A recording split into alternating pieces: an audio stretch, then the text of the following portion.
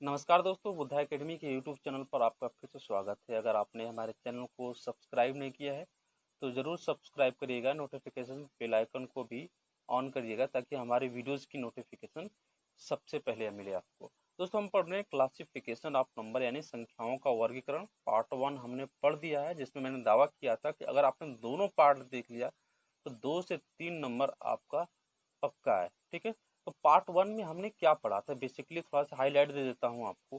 Part 1 में हमने संख्याओं का वर्गीकरण पढ़ा था और संख्याओं को हमने दो पार्ट भागों में बांटा था। एक काल्पनिक संख्या जिसका हमारे जीवन से कोई मतलब नहीं है, या यूं कह ले तो इस सिलेबस से हमारी जो हम लोग जिसकी तैयारी कर रहे हैं उससे कोई मतलब नहीं है। और हमें पढ़ना है वास्तविक संख्या। तो वास्तविक संख्या किसे कहते हैं, तो वास्तविक संख्या जिससे हम दिन प्रतिदिन क्या होते हैं, परिचित होते हैं। ठीक है, वो संख्या क्या होती है, वास्तविक संख्या, चाहे प्लस में हो, चाहे माइनस में हो, चाहे जीरो। तो वास्तविक संख्या को भी हमने दो भागों में बांटा था, एक दशमलव में, एक क्या था, पूर्णांक में।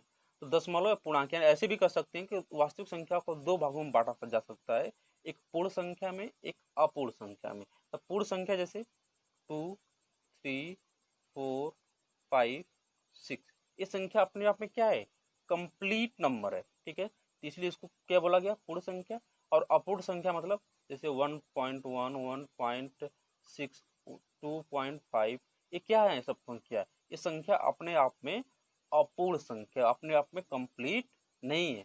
तो जो पूर्ण संख्या, अगर वास्तविक संख्या का दो भागों में बांटा गया, पूर्ण संख्या जिसको हम पूर्णांक कहते हैं, अपूर्ण संख्या जिसको हम दशमलव कहते हैं। तो दशमलव के बारे में पढ़ा था हम लोगों ने कि दशमलव भी दो प्रकार का होता है, एक पुनरावृत्ति दशमलव, एक अनपुनरावृत्ति दशमलव। तो पुनरावृत्ति दशमलव को हम क्या बोलते हैं, परिमेय संख्या। अनपुनरावृत्ति दशमलव को हम बोलते हैं अपरिमेय संख्या। आवाज और उस पर मैंने हम लोगों ने कुछ सवाल भी देखा था। तो ठीक है, तो अगर वीडियो नहीं देखा तो आपको जरूर देखना चाहिए वीडियो। हम आज शुरू करते हैं। आज का टॉपिक क्या है, पूर्णांक। तो हमने दशमलव के बारे में पढ़ लिया, क्लासिफिकेशन ऑफ नंबर में दशमलव के बारे में। आज पढ़ते हैं पूर्णांक के बारे में। तो पूर्णांक बेसिकली होता क्या है, तो वे संख्याएं जो अपने आप में कंप्लीट हो, आधी अधूरी ना हो। जैसे 2 हो गया, 3 हो गया, 4 हो गया, 5 हो गया, ये सब अपने आप में क्या है, कंप्लीट है। जैसे देखिएगा 1, 2, 3, 4, 5, ये सब अपने आप में क्या है, कंप्लीट है। ये भी तो कंप्लीट है, -1, -2, -3, -4, ये सब भी क्या है, अपने आप में कंप्लीट है। वे संख्याएं जो अपने आप में कंप्लीट हो, इसमें जीरो को भी शामिल कर ले, जीरो तो अपने आप में भी कंप्लीट होता है ना, जीरो भी क्या है, अपने आप में कंप्लीट है। तो हम ऐसा अगर सेक्शन वाइज डिवाइड करें तो क्या होगा, धनात्मक पूर्णांक किसे, 1, 2, 3, 4, 5, 6, 7, ठीक है, डॉट डॉट कहाँ तक, अनंत तक। उसी तरह यहाँ देखिए ऋणात्मक पूर्णांक, -1, -2, -3, -4, -5, कहाँ तक जाएगा, माइनस अनंत तक जाएगा। ठीक है, तो यहाँ पर जो धनात्मक पूर्णांक, और देखिएगा, और सुनिए, तो हम पूर्णांक को तीन भागों में डिवाइड कर सकते हैं, धनात्मक में, ऋणात्मक में, और एक ऐसा सेक्शन बनाते हैं जो धनात्मक न होता है, नहीं ऋणात्मक होता है, जैसे शून्य को बनाते हैं। तीन सेक्शन में बांटते हैं, धनात्मक, शून्य, ऋणात्मक। और यहाँ पर सबसे इंटरेस्टिंग बात तो अब शुरू होगी। अब देखिएगा, इसको हम बोलते हैं प्राकृतिक संख्या। क्या बोलते हैं, प्राकृतिक संख्या बोलते हैं इसको हम बोलते हैं प्राकृतिक संख्या। लेकिन जब प्राकृतिक संख्याओं में जब प्राकृतिक संख्याओं में जीरो शामिल कर लिया जाए, जैसे 1, 0, 1, 2, 3, 4, 5, 6, कहाँ तक, अनंत तक। जब प्राकृतिक संख्याओं में जीरो शामिल कर लिया जाए तो ये संख्या हो जाती है आपकी, ये संख्या कहलाएगी पूर्ण संख्या, कंप्लीट परिवार हो जाएगा। अब देखिएगा, ये सब क्या थी, प्राकृतिक संख्या थी। अगर उसमें जीरो शामिल कर लिया तो क्या कहलाई आपकी, ये पूर्ण संख्या कहलाती है। सबसे इंपॉर्टेंट चीज यहाँ पर सवाल बनता है कि प्राकृतिक संख्या का स्टार्टिंग किससे होती है, प्राकृतिक संख्या की स्टार्टिंग एक से होती है। ध्यान रखिएगा, बहुत इंपॉर्टेंट है। प्राकृतिक संख्या की स्टार्टिंग किससे होती है, एक से होती है, लेकिन पूर्ण संख्या की स्टार्टिंग जीरो से होती है। या ऐसे भी बोल सकते हैं कि प्राकृतिक संख्या में सबसे पहला पद एक होता है और पूर्ण संख्या में सबसे पहला पद जीरो होता है। या फिर ऐसे बोला जा सकता है कि प्राकृतिक संख्या में सबसे छोटा नंबर एक होता है और पूर्ण संख्या में सबसे छोटा नंबर क्या होता है, जीरो होता है। इस बात को आपको माइंड में रखना है, बहुत सारा कन्फ्यूजन कर देगा, आप गलत करके प्रश्न में, परीक्षाओं में प्रश्न गलत करके चले आओगे। ठीक है, इतना बात आपको ध्यान रखना है। ठीक है, अब एक क्लासिफिकेशन और होता है जिसे हम अच्छा एक चीज़ और बता देते हैं आपको, 1 2 3 4 5 6 7, इसको हम गिनती का नंबर भी कहते हैं। क्या बोलते हैं? गिनती का नंबर। जैसे अगर मैं आपको 5 आम दे दूँ, गिनती करना शुरू कर देंगे ना, 1 आम, 2 आम, 3 आम, 4 आम, 5 आम, ऐसा तो नहीं कहेंगे ना कि 0 आम, फिर 1 आम, 2 आम, 3, ऐसा नहीं करोगे। जब भी अब स्टार्टिंग करेंगे, कहाँ से स्टार्टिंग करेंगे? 1 से स्टार्टिंग करेंगे। इसलिए प्राकृतिक संख्याओं को हम क्या बोलते हैं? गिनती का संख्याएं भी बोलते हैं। ठीक है ना, गिनती की संख्याएं, गिनती की संख्या भी हम इसको क्या बोलते हैं? प्राकृतिक संख्याओं को हम गिनती की संख्याएं बोलते हैं। और जो गिनती की खोज किया था ना, वास्तव में भारत ने किया था। ठीक है ना, हम हिंदुस्तानियों ने किया था। गिनती की खोज हम हिंदुस्तानियों ने खोज किया था, लेकिन पूरा विश्व को किसने बताया? पूरे विश्व को अरब के देशों ने बताया। अरब भारतीयों से सीखा और पूरा विश्व को गिनती के बारे में बताया। इसलिए इन संख्याओं को या प्राकृतिक संख्याओं को हिंदू हिंदू अरबिक गिनती भी कहती हैं। हिंदू अरबी गिनती या हिंदू अरबी अंक प्रणाली भी कहते हैं। इतना आपको ध्यान रखना है, सीटेट 2011 में पूछा भी था। ठीक है ना, हिंदू अरबी अंक प्रणाली। तो गिनतियों की खोज हम लोग हिंदुस्तानियों ने किया था, लेकिन पूरे विश्व को बताने का काम किया किसने? अरब के देशों ने। इसलिए इस प्राकृतिक संख्याओं को या गिनती के नंबर को क्या कहा जाता है?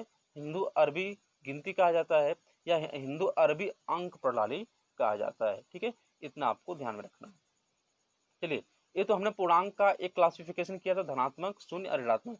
पूर्णांक संख्याओं का एक क्लासिफिकेशन और होता है, उसके बारे में पढ़ते हैं। जैसे आप देखिएगा, पूर्णांक संख्याओं का एक क्लासिफिकेशन और होता है।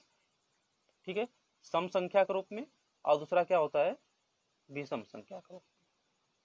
तो सम संख्या क्या होती है? वे संख्याएं जो 2 से कट जाती हैं, पूरी पूरी कट जाती हैं, वो क्या कहलाती हैं? सम संख्या कहलाती है। जैसे 2 4 6 8। ठीक है, ये सब क्या हो संख्या है? ये सम संख्या है।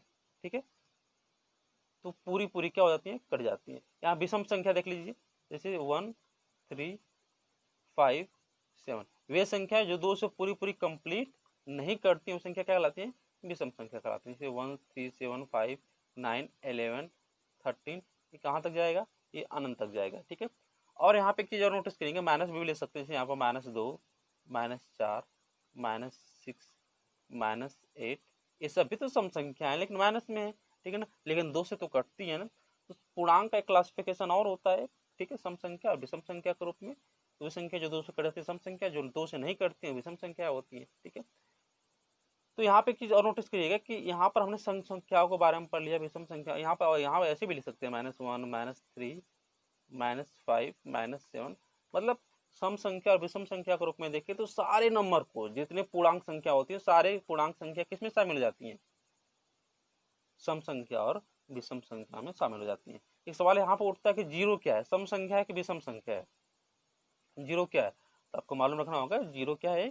सम संख्या है। ठीक है, जीरो को हम सम संख्या मानते हैं। ठीक है ना, अगर आप कहेंगे तो हम प्रूफ करके भी दिखा देंगे किसी और वीडियो में। ठीक है ना, लेकिन आप यहाँ मान लीजिए कि जीरो क्या है? एक सम संख्या है।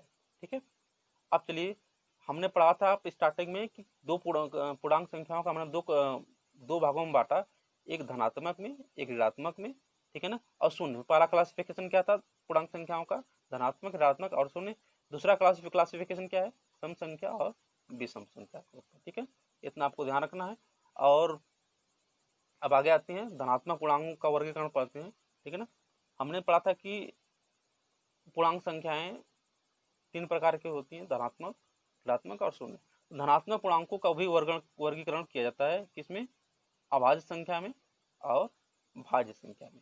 अभाज्य संख्या किसे कहते हैं? पहले आपको इतना ध्यान रखना है, वे संख्याएं जिनका सिर्फ 2 गुणनखंड होता है। ठीक है, जिनका सिर्फ क्या होता है? 2 गुणनखंड होता है। एक एक होता है और दूसरा क्या होता है? खुद होता है। वे संख्याएं जिनका सिर्फ 2 गुणनखंड होता है। ठीक है, पहला एक और दूसरा गुणनखंड क्या होता है? खुद। जैसे मैं कहूंगा आपसे कि 7 7 का गुणनखंड करिए, पहला क्या होगा? ये 7 एक से कटेगा और खुद 7 से कटेगा। वे संख्या जिनका सिर्फ 2 गुणनखंड होता है, जैसे 5, 5 का गुणनखंड करेंगे, 5 1 से कटेगा और किससे कटेगा, खुद 5 से कटेगा। ठीक है, 3 की बारे में बात कर लेते हैं, 3 किससे कटेगा, 3 1 से कटेगा और खुद 3 से कटेगा। 2 के बारे में बात कर लेते हैं, 2 1 से कटेगा और खुद 2 से कटेगा। ठीक है, तो वे संख्याएं जिनका सिर्फ 2 गुणनखंड होता है उसको क्या बोलते हैं, अभाज्य संख्या बोलते हैं। तो भाज्य संख्या किसी के बोलते हैं, वे संख्याएं जिनका 2 से अधिक क्या होता है, गुणनखंड होता है, जिनका 2 से अधिक गुणनखंड होता है।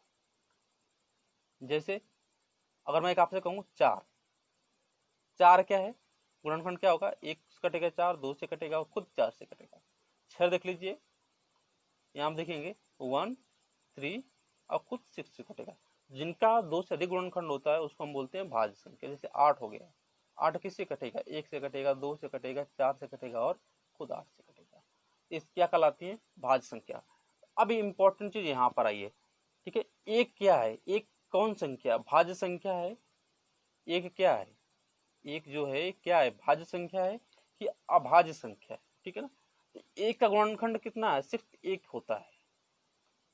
एक का गुणनखंड क्या होता है, सिर्फ एक होता है और उससे ज्यादा गुणनखंड नहीं होता है। तो हमने अब देखिए हम दोनों में चेक करेंगे कि अभाज्य संख्या है कि भाज्य संख्या। तो अभाज्य संख्या के बारे में क्या पढ़ा हमने, जिसका 2 गुणनखंड होता है। तो इसमें यहाँ पर कितना गुणनखंड मिला है, सिर्फ 1 गुणनखंड मिला है, तो ये अभाज्य संख्या नहीं मानी जाएगी, एक अभाज्य संख्या नहीं मानी जाएगी। दूसरा क्या है, भाज्य संख्या, जिनका 2 से अधिक गुणनखंड होता है वो क्या कहलाते हैं, भाज्य संख्या। लेकिन इसका तो सिर्फ एक ही है, तो 2 से अधिक होने का सवाल नहीं उठता। एक तो एक क्या है, एक भाज्य संख्या भी नहीं है। तो एक न तो अभाज्य संख्या है न तो भाज्य संख्या है। इस बात को आपको ध्यान में रखना पड़ेगा, परीक्षा में आता है तो सबसे पहले टिक लोग इसी को मार कर जाते हैं। ठीक है, तो सबसे बड़ा सवाल यहाँ पर उठता है कि सबसे छोटी भाज्य संख्या है कौन, अभाज्य संख्या है कौन। तो आपको मालूम है कि एक तो अभाज्य संख्या तो है नहीं, तो सबसे छोटा कौन बचा, 2 बचा। सबसे छोटा कौन बचा, 2 बचा। तो सबसे छोटी अभाज्य संख्या किसे कहेंगे, 2 को कहेंगे, इतना आपको ध्यान रखना। उसके बाद उससे छोटी अभाज्य संख्या कौन होगी, 3 होगी। तो सबसे छोटी अभाज्य संख्या क्या होती है, 2 होती है। एक सवाल और बनता है कि सबसे छोटी भाज्य संख्या क्या होती है, तो आपको याद रखना पड़ेगा कि सबसे छोटी भाज्य संख्या क्या होती है, 4 होती है। ठीक है, अब आपको समझ में आया होगा। ठीक है, अब अभाज्य संख्याओं के बारे में पढ़ लेते हैं। अभाज्य संख्या देखिएगा, अभाज्य संख्या को अगर हम 1 से 100 तक देखें तो 1 से 50 तक अगर हम गिनती पढ़ते हैं 1 से 50 तक, तो उसमें 15 अभाज्य संख्या आती हैं और 50 51 से 100 तक 10 अभाज्य संख्या आती है। इसलिए 1 से 100 तक में अभाज्य संख्या अभाज्य 25 और 10। ठीक है, 1 से 100 तक में अभाज्य संख्याओं की संख्या कितनी होती है, 25 होती है। तो 1 से 50 तक में 15 आती है और 51 से 100 तक में कितना आती है, 10 आती है। तो टोटल जोड़ेंगे तो कितना जाएगी, 25 आ जाएगी। ठीक है, इतना आपको ध्यान रखना पड़ेगा। अभी आपसे प्रश्न पूछ देगा कि अब बताइए कि 1 से 57 तक अभाज्य संख्या कितनी होती है, 1 से 57 तक अभाज्य संख्या कितनी होती है। तो आपको मालूम हो कि 1 से 50 तक कितनी अभाज्य संख्या होती है, 15 होती है। तो हमें मालूम है तो 50 तो नीचे काउंट करने की हमें जरूरत नहीं पड़ेगी, डायरेक्ट 50 से हम क्या करेंगे, ऊपर करेंगे। तो हम करेंगे 51 52 53, हाँ एक अभाज्य संख्या मिल गई। 53 54 55 56 57, यानी 55 15 1 16, यानी 1 से 57 तक अभाज्य संख्याओं की संख्या कितनी होगी, 16 होगी। अब शुरू से आपको सॉल्व करने की जरूरत नहीं पड़ेगी। चलिए, अभाज्य संख्याओं का कुछ और रूप होता है उसको भी देख लेते हैं। इसको बोलते हैं सापेक्षिक या आपेक्षिक अभाज्य संख्या। ठीक है ना, तो 2 संख्याओं का समूह जिनका मसस क्या होता है, 1 होता है, वे क्या कहलाती हैं, 2 संख्याओं का समूह जिनका मसस 1 होता है वह सापेक्षिक या आपेक्षिक अभाज्य संख्या कहलाती है। जैसे आपको कह सकते हैं, 4 9, ये क्या है, इनके मस बीच का मसस कितना, 1 होगा। ये क्या कहलाएंगे, सापेक्षिक अभाज्य संख्या। जैसे 1 3, ये क्या कहलाएंगे, सापेक्षिक अभाज्य संख्या। ठीक है, यहाँ पर कह सकते हैं 16 25, मतलब जिनके बीच में कुछ भी कॉमन नहीं हो वो क्या कहलाती है, सापेक्षिक अभाज्य संख्या। जब कुछ भी कॉमन नहीं होगा तो मसला जाहिर सी बात है एक ही होगा, तो ये सापेक्षिक अभाज्य संख्या कहलाती है। अब देखिए यहाँ दिया स अभाज्य संख्या को प्राइम नंबर, तो 2 अभाज्य संख्याओं का समूह जिनका मसला क्या होता है, 1 होता है। यानी यहाँ पर तो कोई लिमिटेशन नहीं थी, यहाँ पर 4 9 था, ठीक है ना, यहाँ पर 16 था, यहाँ पर देखिए 25 था। यहाँ पर भाज्य संख्याओं का भी समूह था और यहाँ पर देखिएगा अभाज्य संख्याओं का भी समूह है। ठीक है ना। इसको जो भाज्य संख्याओं का भी समूह था, अभाज्य संख्याओं का भी समूह था, तो उसको हम क्या बोलते थे, सापेक्षिक अभाज्य संख्या। लेकिन यहाँ पर समूह किसका बस होना चाहिए, यहाँ पर समूह सिर्फ अभाज्य संख्याओं का होना चाहिए। जैसे यहाँ पर 1 5 का समूह हो गया, ठीक है, 7 11 का समूह हो गया, ठीक है, 11 17 का समूह हो गया। ये संख्या क्या कहलाती है, सअभाज्य संख्या कहलाती है, ठीक है ना। वैसे वो दो अभाज्य संख्याओं का समूह जिनका मसा 1 होता है। अगर दो अभाज्य संख्या होती तो ये सब लिखने की जरूरत भी नहीं थी, लेकिन समझ लीजिएगा, तो दो अभाज्य संख्या होगा तो जाहिर सी बात उनका बीच का मसा 1 तो होगा ही, ठीक है। एक सवाल और यहाँ पर बन सकता है कि सभी अभाज्य संख्याएं सापेक्षिक अभाज्य संख्या होती है। सभी अभाज्य संख्या क्या होती हैं, अपेक्षिक संख्या होती हैं, लेकिन सभी अपेक्षिक संख्या, सभी अपेक्षिक अभाज्य संख्या अभाज्य संख्या नहीं होती। अगर मैं कहूंगा 4 9 क्या अभाज्य संख्या हो सकती है क्या, बिल्कुल नहीं। क्यों, क्योंकि हमको मालूम है कि अभाज्य संख्या में दोनों संख्या क्या होना चाहिए, अभाज्य संख्या होने। लेकिन यहाँ पर क्या दिया है, ये भाज्य, देखिए दोनों भाज्य है, तो क्या है, ये अभाज्य संख्या नहीं हो सकती, ठीक है। लेकिन 1 5 7 11 11 17 है, ये सब सापेक्षिक अभाज्य संख्या हो सकती है। यहाँ पे एक चीज छूटा था, यहाँ पर अगर पूछेगा कि दो ऐसी संख्या होती है, ऐसी एक मात्र ऐसी सम संख्या होती है जो अभाज्य संख्या होती है, इतना आपको ध्यान रखना। दो एक मात्र ऐसी संख्या होती है जो अभाज्य संख्या होती है, इस पॉइंट को आप ध्यान रखना। यहाँ देखिए जुड़वा अभाज्य संख्या, दो अभाज्य संख्याओं का समूह जिनके बीच का अंतर 2 है, वो क्या कहलाती है, जुड़वा अभाज्य संख्या। जैसे 1 3, ठीक है, यहाँ देखिए 5 7, दो अभाज्य संख्याओं का समूह है, ठीक है। और यहाँ पर कर सकते हैं 11 13, यहाँ पे 11 17 19 कर सकते हैं। तो दो अभाज्य संख्याओं का समूह जिनके बीच का अंतर 2 होता है क्या कहलाती है, जुड़वा अभाज्य संख्या कहलाती है। तो ये सब जुड़वा अभाज्य संख्या है, दोनों के बीच का अंतर कितना है, 2 2 का है। अब पढ़ते हैं पूर्ण संख्या। तो जिन संख्याओं के गुणनखंडों का योग, उस संख्या के बराबर हो जाए, पूर्ण संख्या कहलाती है। जैसे आप कह सकते हैं 6 का गुणनखंड कितना होगा, 1 होगा, 2 होगा, 3 होगा और 6 होगा। उन गुणनखंडों का योग, जिन संख्याओं के गुणनखंडों का योग उस संख्या को छोड़कर, तो यहाँ देखिए उस संख्या कौन है, 6, इसको छोड़ दीजिए, गुणनखंडों का योग उस संख्या के बराबर हो जाए। तो यहाँ देखिए गुणनखंड क्या है, 1 है, 2 है, 3 है, 6, तो 6 को छोड़ना है, 3 2 5 1 6, इनको जोड़ने पर अगर 6 आ जाए तो संख्या क्या कहलाती है, पूर्ण संख्या। तो 6 क्या कहलाएगी, आपकी पूर्ण संख्या कहलाएगी, ठीक है।